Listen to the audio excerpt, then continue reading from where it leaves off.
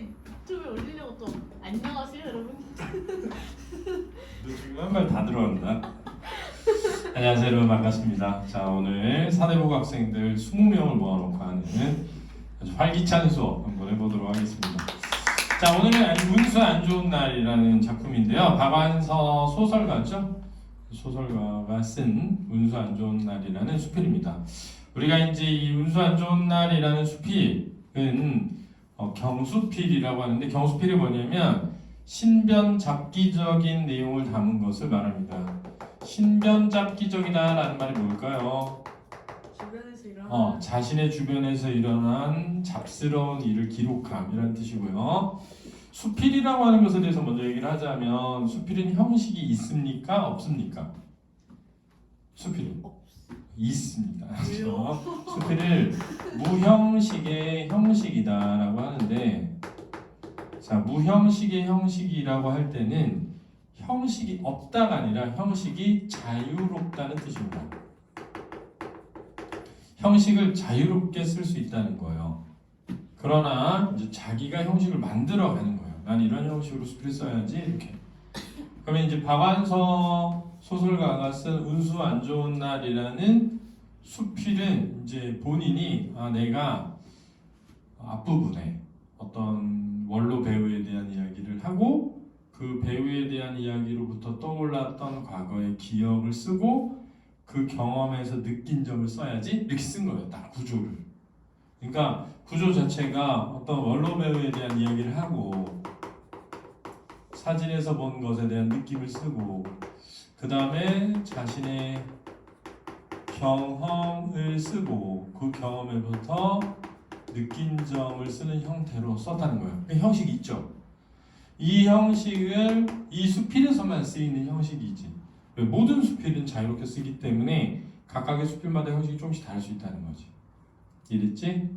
그래서 이거 좀 잘 기억해 두기 바라고. 수필은 이제 보통 문학은 허구성을 바탕으로 하는데, 허구적 대리인이라는 거를, 문학에 나오는 나는 실제 나가 아니라 허구적 대리인이다.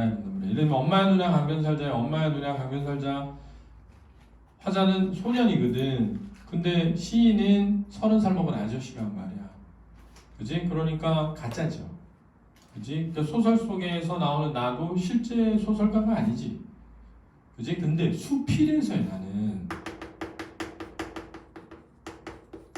글쓴이란 말이야.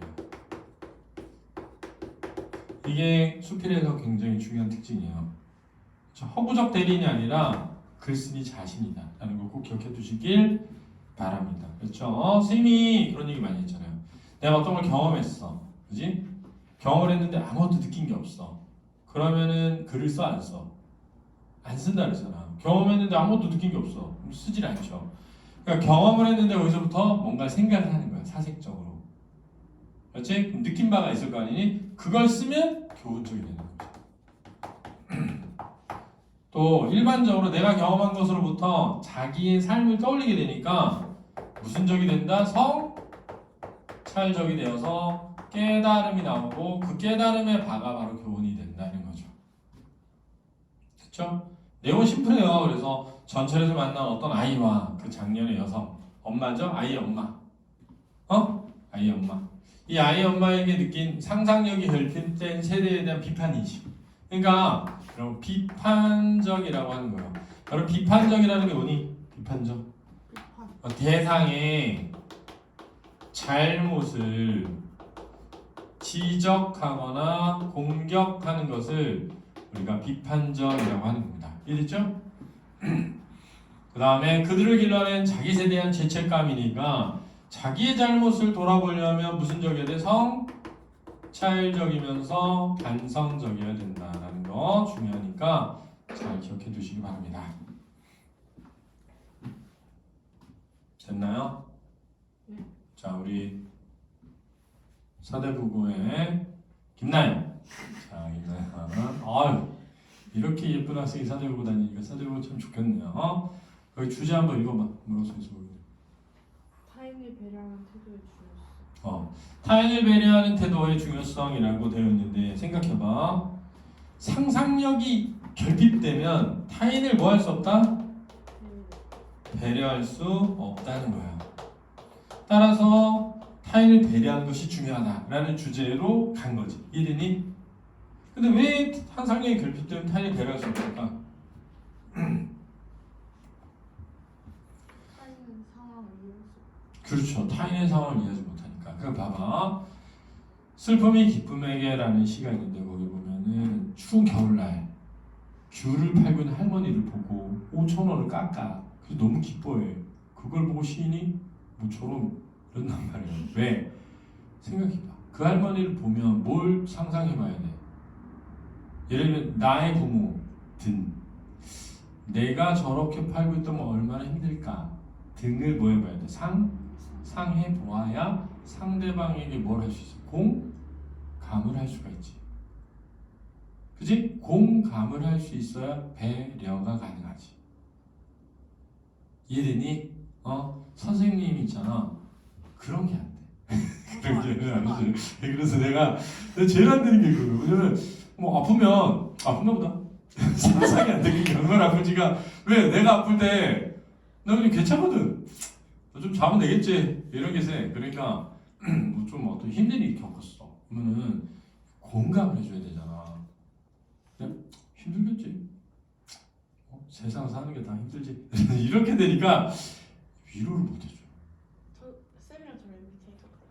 아 그래? 저도. 아니 전 달라요. 저 진짜 똑같아요. 다를 거예요. 쌤 ENTJ잖아요. 몰라요. 자 신경 쓰고요. 진짜. 갑자기 기분이 나빠지려니까 더 이상 얘기하지 마시고요.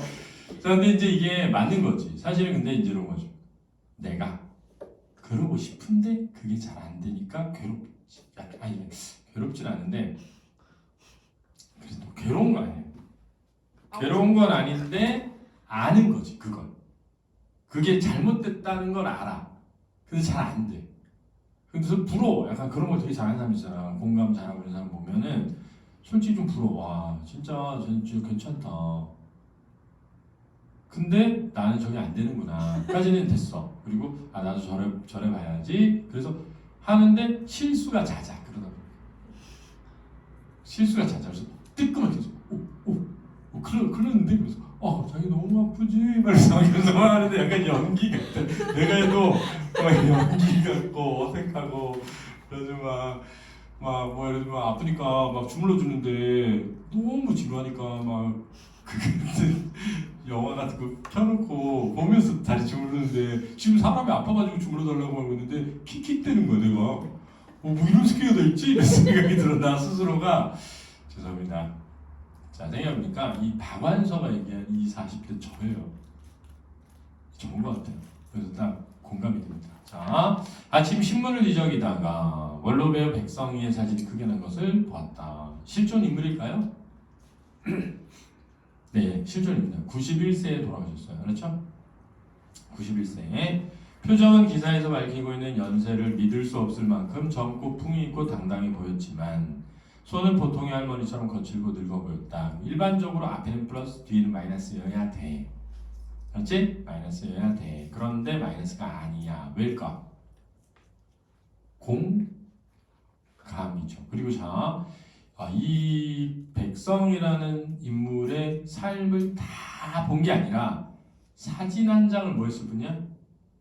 봤을 뿐이라고.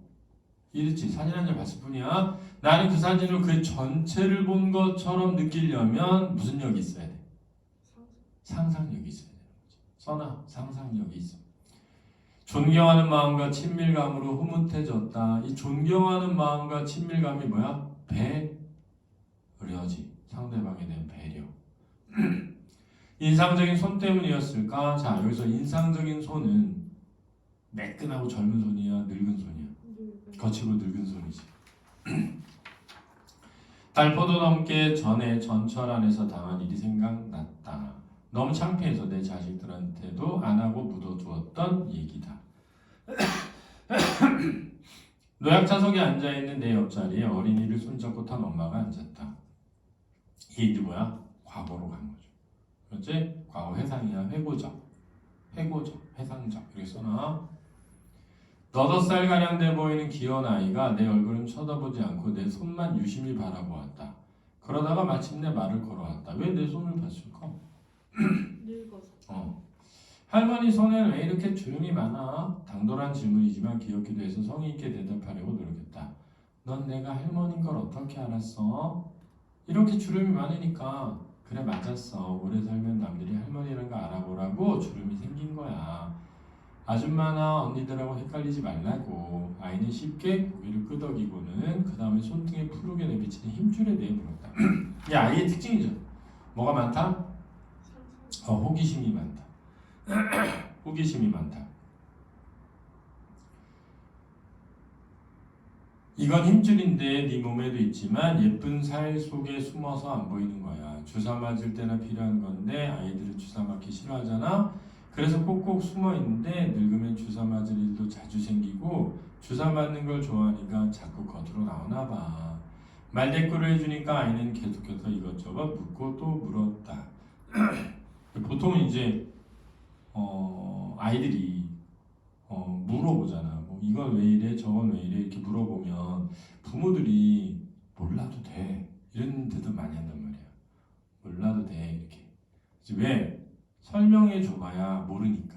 그렇지. 그래서 이게 진짜 몰라도 대답 아니라 설명해 줘도 모르기 때문에 몰라도 되는 거지. 그래서 뭐라 그러겠어? 세포가 있잖아. 노화가 되면 말해서 막 설명할 수가 없잖아. 그렇지? 근데 이런 식의 대답은 할머니의 지혜지. 어떻게 보면. 그치? 아이에게 완전히 사실을 말하진 않는데 호기심을 계속 유발하게 할 수 있는 이야기니까. 나도 계속해서 그런 식으로 대답했다. 우리는 어느 틈에 서로 죽이 잘 맞는다고 한 걸 느끼고 재미있어하고 있었다. 그쯤 되자 아이는 나하고 충분히 친해졌다고 믿은 것 같아. 다시 내 손에 관심을 보이더니 내가 끼고 있던 반지 아래 손가락을 만져보면서 이 반지 놔주면 안 돼? 하고 물었다. 아이다운 행동이죠. 난 웃으면서 반지를 빼려고 했다. 물론 반지를 그에게 주려고 그런 건 아니었다. 그런 어리광을 부려도 될 만큼 그 반지는 아이 눈에도 만만해 보이는 반지였고 실제로도 비싼 반지가 아니지만 나에게는 추억이 깃든 소중한 건데 아무리 귀엽더라도 오다가다 만난 아이에게 빼주겠는가? 서리법. 빼주겠는가? 서리법. 뭐 빼주지? 않는 거죠. 그렇죠? 빼주겠는가? 나는 일단 아이 손가락에 끼워보게 할 작정이었다. 이게 나의 의도지. 그치? 끼워보면 보나마나 헐렁할 테고 그러면 이건 네 손가락이 안 맞으니까 네 것이 아니지 않니? 하면서 도로 빼가지고 알아들을 아이지. 그래도 막무가내 떼쓸 아이가 아니라는 것 정도는 서로 알아볼 만큼 우리는 친해졌다. 자, 이게 서로 알아볼 만큼 친해졌다는 건 어쨌든 그 아이에 대한 뭘 가지고 있는 거야. 상상과 공감을 가지고 있는 거야. 알았지? 아, 이런 애는 이런 아이일 거야 라고 내가 상상을 하는 거지. 그지? 그리고 그런 아이일 거라고 생각하니까 공감하게 되는 거지. 또 그 반지는 아이들이 좋아하는 반지라는 걸 나는 벌써부터 알고 있었다. 우리 손녀도 어렸을 때 그 반지만 보면 할머니 그 반지 얼마짜리 뽑기에서 뽑았어? 하고 물어보곤 했더랬다. 그때만 해도 동네 문방구 앞에는 100원짜리나 500원짜리를 넣고 돌리면 내용물이 빙글빙글 돌다가 동그라미 하나 굴러 떨어지는데 까보면 사탕이나 반지나 열쇠고리 같은 싸구려 장난감이 들어오곤 했다. 그걸 뽑기라고 했다. 그만큼 아이 눈에는 만만해 보이는 반지라는 걸 알고 있었기 때문에 가벼운 마음으로 일단 끼워보게 하려고 했는데 뜻하지 않은 일이 생겼다. 아이 엄마가 아이 팔을 거칠게 낚아채더니 자리를 박차고 일어섰다. 정거장도 아닌데 출입문 쪽으로 아이를 끌고 가면서 중얼거렸다. 보자 하니 나이살이나 먹어가지고 뭐야 이거는 왜 이러는 거야? 김나연 얘기해봐. 자기 애랑 이렇게 얘기하는 게 마음에 안 들었는데 왜? 상상력이 결핍돼. 그래서 상상력이 결핍된 엄마는 뭐라고 생각해? 그냥 말도 안 되는 소리 하고. 그렇지, 거짓말을 한다고 생각하는 거지. 애한테 거짓말을 가르쳐? 이렇게 생각할 수도 있잖아. 이 사람은 전직이 소설가잖아 이미. 그러니까 상상력이 풍부한 사람이란 말이야. 그러니까 아이가 궁금해하는 내용에 대해서 실제 답을 얘기해주기보다는 아이에게 맞게 상상력에 맞춰서 설명하고 있는 거잖아. 그걸 엄마는 상상력이 너무 없으니까 그냥 단지 아이를 뭐한다? 데리고 장난친다라고 생각할 수 있는 거지. 거짓말하고. 다음 말을 듣지 못했다. 나이살이나 처먹어가지고였는지도 모르겠다. 자, 그럼 나이살이나 먹어가지고나 나이살이나 처먹어가지고나 어느 게 더 마이너스야? 처먹어. 처먹. 반감이 들어있는 거지. 반감이. 모욕감 때문에 더는 듣고 싶지 않았다. 전동차가 멎자 모자는 황급히 내렸다. 아이가 나를 자꾸 돌아보았지만 나는 그 아이를 웃는 얼굴로 배웅할 수 없었다. 왜? 모멸감 때문이지. 엄마에게 받은 모욕감 때문에. 그 역에 실은 내가 내릴 역이었지만 내리지도 못했대요. 너무 창피해서. 나이가 들면 기억력뿐만 아니라 식성과 취미 등에도 유턴 현상 같은 게 일어나 옛날 것만 다 좋은 것 같고 마음이 통하는 것도 우리가 길러낸 30, 40대보다 어린 나이가 편하다. 특히 오늘의 주역인 30, 40대에 본데 없습니까? 상상력 결핍은 우리가 저들을 어떻게 길렀기에 저 모양이 되었나 죄책감이 들게 한다. 그래서 어떻게 길렀기에는 뭐니? 상상력을 가지지 못하게끔. 그래서 상상력을 가지지 못하게끔이라는 말은 너무 현실적으로 키웠다는 거예요. 세상을 똑바로 알아야 된다. 제대로 이해해야 된다. 죄책감마저 들게 한다. 상상력은 남에 대한 배려와 존중, 친절, 겸손 등 우리에게 남에게 바라는 심성의 원천이다. 그러니까 결론은 타인을 배려하고 타인을 존중하는 태도를 갖자는데 그 타인을 배려하고 타인을 존중하는 태도를 가지려면 무슨力필요하다? 상상력이 있어야 된다는 거지.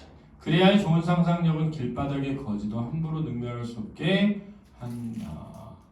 라고 끝을 맺었습니다. 이해됐니? 자, 내용은 어렵지 않기 때문에 이렇게 정리하면 되겠습니다. 수고하셨습니다. 꺼보세요.